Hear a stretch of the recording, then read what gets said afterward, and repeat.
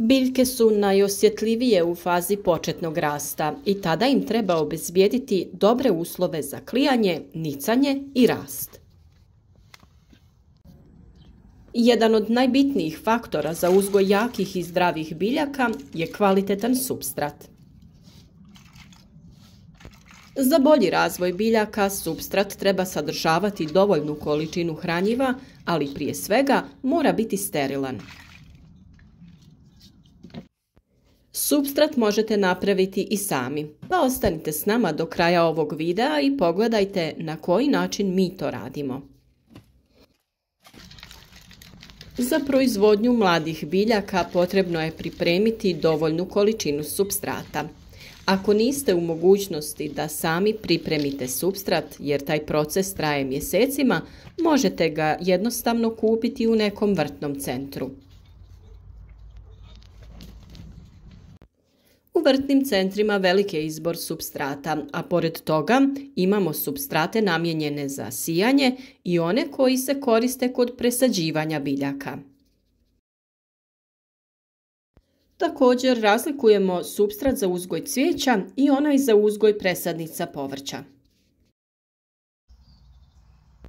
Kako bi uzgojili kvalitetan rasad povrća, cvijeća, začinskog i ljekovitog bilja, treba izabrati supstrat koji ispunjava određene uslove, jer od njega zavisi uspjeh proizvodnje. Najvažnije je da ima dobru strukturu, da nije zbijen, da ima dobar vodozračni režim i da mlade biljke snabdijeva dovoljnim količinama hranjiva u početnim osjetljivim fazama rasta. Mora da sjemenu obezbijedi optimalne uslove za klijanje i nicanje, a presadnice ostaju u njemu do pikiranja ili sadnje na stalno mjesto. Neke biljke se siju direktno u supstrat u kojem ostaju do sadnje u vrt, a neke se nakon nicanja presađuju u drugi supstrat. Tako ćemo za krastavac i dinju koristiti samo jedan supstrat. Za sjetvu i pikiranje paprike i paradajza neophodna su dva različita supstrata. Prvi se odlikuje sitnijom granulacijom, a za pikiranje se koristi sa krupnijom. Za različite biljne vrste postoje supstrati kod kojih je prilagođena pH reakcija od kisele do blago alkalne. Najpoznatiji primjer je kiseli supstrat za uzgoj borovnica i brusnica. Supstrati ne smiju da sadrže sjeme korova, nematode i druge štetočine, uzročnike oboljenja, teške metale i materijale koji štetno djeluju na biljke. Profesionalni uzgajivači koriste supstrate koji sadrže kokosova vlakna, zeolit, vermikulit, perlit, glinu, kompost, glistinac i druge komponente. Kokosova vlakna imaju sposobnost zadržavanja vlage, a zapremina im se povećava do 5 puta. Njih često koristimo u uzgoju biljaka, upravo zbog njihove sposobnosti da čuvaju vlagu. Supstrat koji u sebi sadrži kokosova vlakna nabavili smo od proizvođača Home Garden. Upravo kokosova vlakna daju ovom supstratu rahlost i prozračnost.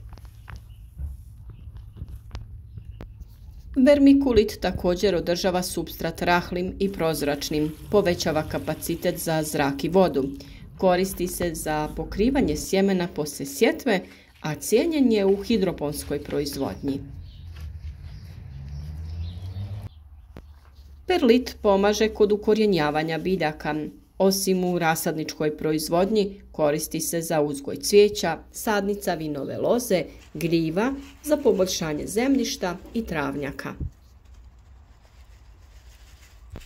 Zeolit je regulator koji čuva hranjive materije, a biougalj regeneriše supstrat i zemljište, sprječava razvoj patogene mikroflore. Tu je i u poljoprivredi vrlo cijenjen glistinac koji ima ulogu aktivatora koji pospješuje rast.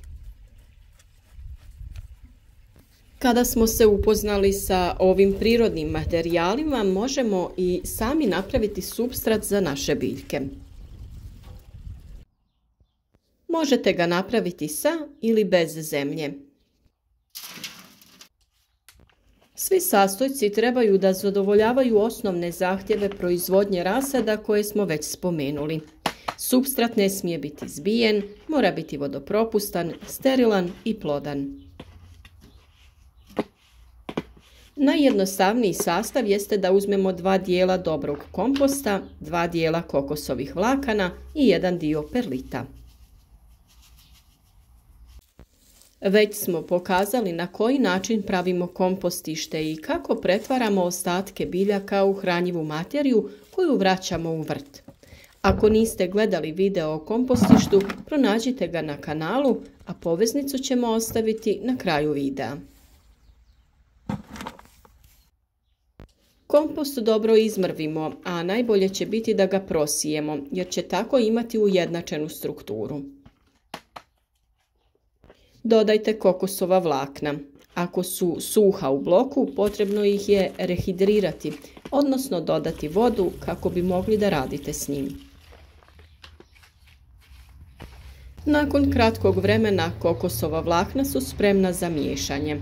Na kraju u smjesu dodajemo perlit koji poboljšava sadržaj zraka, a osim toga zadržava vlagu. Ovakav supstrat spreman je za presađivanje naših malih paprika koje ćemo u narednom periodu pikirati. Ako se koristi zemlja, potražite kvalitetnu vrtnu ili šumsku i uzmite 2 dijela. Dodajte po 1 dio humusa, treseta i riječnog pijeska. Ovaj univerzalni recept se može prilagoditi vrsti koju sijemo. Tako će vam za papriku trebati 3 dijela humusa i 2 dijela kvalitetne zemlje, dok će kupusu odgovarati da pomiješamo treset, humus i zemlju u odnosu 1:1:1. Kada sami pravimo supstrat, neophodno je da ga dezinficiramo, jer patogeni organizmi mogu da potpuno unište mlade biljke. To se najčešće događa u fazi presađivanja malih biljaka, kada se najčešće na donjem dijelu stabljike stvaraju gljivice, što onda uzrokuje propadanje biljke, uslijed čega biljke padnu na tlo. Ovo oboljenje nazivamo polijeganje rasada i jako je opasna bolest, jer se od nje biljke teško oporave i nakon naknadnog tretmana. Zbog toga ćemo u narednim videima pričati o ovoj bolesti rasada i načinima kojima je možemo spriječiti. Za kvalitetan i plodan supstrat možete koristiti i glistinac, kojeg dobivamo preradom stajskog gnojiva i biljnih ostataka. Ovu preradu rade kalifornijske gliste koje držimo u izoliranom prostoru, te po potrebi uzimamo dio prerađene materije. Glistenjak je odličan jer je jako plodan. Zbog toga ga uvijek miješamo sa zemljom i drugim sastavnim elementima supstrata za naše biljke. Definitivno ovo hranjivo uvijek trebamo imati u vrtu da bi ga po potrebi dodavali biljkama. Ako imate neki dio u vrtu koji može poslužiti za izradu kompostišta ili glistenjaka, napravite jedan mali prostor u kojem će gliste prerađivati ostatke biljaka. Neka vam bude na dohvat ruke kada bude potrebno za vaše biljke. Većinom su sjemena posijana, a neke smo biljke već presadili u veće posude gdje će čekati toplije dane kada ćemo ih iznijeti u naš vrt. Zbog plodnog supstrata biljke su jako zdrave i jake i otporne. Povrće u uzdignutim gredicama niče i raste brzo, bilo da se radi o lisnatom povrću poput špinata, blitve, salate ili nekog drugog povrća, sve to izgleda jako zdravo. I dok dio rotkvice beremo, nova je posijana i već nakon nekoliko dana niknule su nove biljke. Nadamo se da vam pomažu savjeti koje objavljujemo u našim videima, ideje za lakši uzgoj i sijanje povrća, ostvarivanje većih prinosa. Sve su to teme koje ćemo obrađivati u narednom periodu, pa ako do sada niste zapratili naš kanal, možete to učiniti klikom na znak subscribe. Podijelite ovaj video sa prijateljima na društvenim mrežama i podržite naš rad lajkom ispod videa. Pišite nam u komentarima od kuda nas pratite i koje povrće vi uzgajate. Kakav supstrat koristite za uzgoj biljaka.